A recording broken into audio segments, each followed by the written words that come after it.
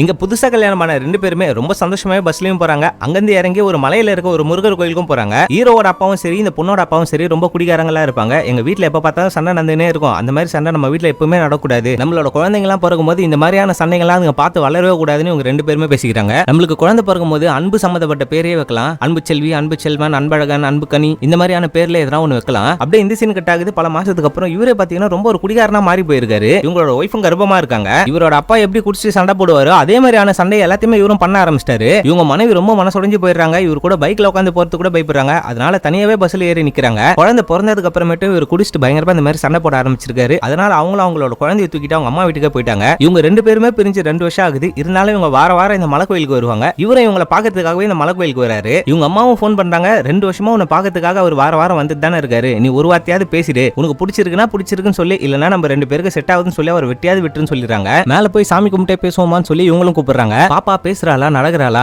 அவளோட பேரை கூட அன்புன்னு வைக்காம தம்முன்னு வச்சிட்டியாமே. பாப்பாக்கு என்ன யாருன்னு தெரியுமா? இல்ல இப்ப வரைக்கும் உன்னோட பேச்சை நான் எடுக்கல. உன்னை பத்தி எல்லா விஷயத்தையுமே நான் அவகிட்ட சொல்லிட்டுமா? என்ன மன்னிச்சிரு சுமி. நீ இப்போ எந்த நாளுக்காக நீ மன்னிப்பு கேட்கிற? இது வரைக்கும் எத்தனையோ விஷயத்தை நீ பண்ணிருக்க. அதுல எந்த நாளுக்காக நீ மன்னிப்பு கேட்கிற? என்ன பத்தி கொஞ்சம் யோசிச்சு பாரு. நீ கல்யாணம் ஆகிறதுக்கு முன்னாடி குடிகாரனா இருந்தேன்னு வச்சுக்க, நான் மனசளவுல ப்ரிப்பேர்டா இருந்திருப்பேன். நீ சடனா ஒரு நாள் ஃப்ரெண்ட்ஸும் கூட சேர்ந்து குடிச்சிட்டு வந்து நின்ன பாத்தியா? என்னால அதை சத்தியமா ஏத்துக்க முடியல. இப்போ நீ குடிக்கல, திருந்திட்டேன்னு சொல்ற. ஆனா அது என்னால ஏத்துக்க முடியுது. ஆனா நீ குடிக்கும் போது நீ ஒரு அமகலம் பண்ண பாத்தியா? அதெல்லாம் தானே எனக்குள்ள அப்படியே ஓடி ரொம்ப மனசுல ஸ்ட்ரெஸ் ஆகிட்டே இருக்கு. நீ என்ன மன்னிக்க வேணாம் சுமி. எங்க அம்மாவும் உங்க அம்மாவுமே சரி, நம்ம அப்பாங்களே எப்ப பார்த்தாலும் மன்னிச்சே அவங்க ரொம்ப கஷ்டப்பட்டு சிரிஞ்சு போயிட்டாங்க. நீ என்ன மன்னிக்கவே வேணாம் சுமி. நம்ம 2 பேருமே இதுக்கப்புறம் சேர்ந்து வாழ்ந்தா கூட உன்னை பத்தின பழைய விஷயம்லாம் எனக்கு ஞாபகம் வந்து உன்னை நான் கஷ்டப்பட்டு ஆரம்பிச்சிட்டா எனக்கு ரொம்ப பயமா இருக்குடான்னு சொல்லி இவங்களும் பயப்படுறாங்க. அப்படியே கோயில்ல இருந்து கீழே இறங்கி பஸ்க்காகவும் வெயிட் பண்ணிட்டு இருக்காங்க. இவங்களுக்கு ஒரு கிஃப்ட்டும் கொடுக்குறாரு. அதை ஓபன் பண்ணி பார்த்தா ஒரு குழந்தையோட அழகான ஷூஸ் 2 இருக்கு. நீ மறுபடியும் என் கூட சேர நினைக்கிறது எனக்காகவா இல்ல குழந்தைக்காகவா? எனக்கு ரெண்டுமே நீ தானே சுமி. பொண்ணோட பேரு தமிழ் அன்புன்னு சொல்லிட்டு இவங்களும் பஸ்ல போயிட்டு உட்காந்துறாங்க. பஸ்ல உட்காந்து இவங்களோட ஹஸ்பண்ட கூப்பிடலாமா சொல்லி யோசிச்சுக்கிட்டே இருக்காங்க. பஸ்ஸும் இவங்களுக்காக வெயிட் பண்ணிக்கிட்டே இருக்கு. பஸ்ல வரியா?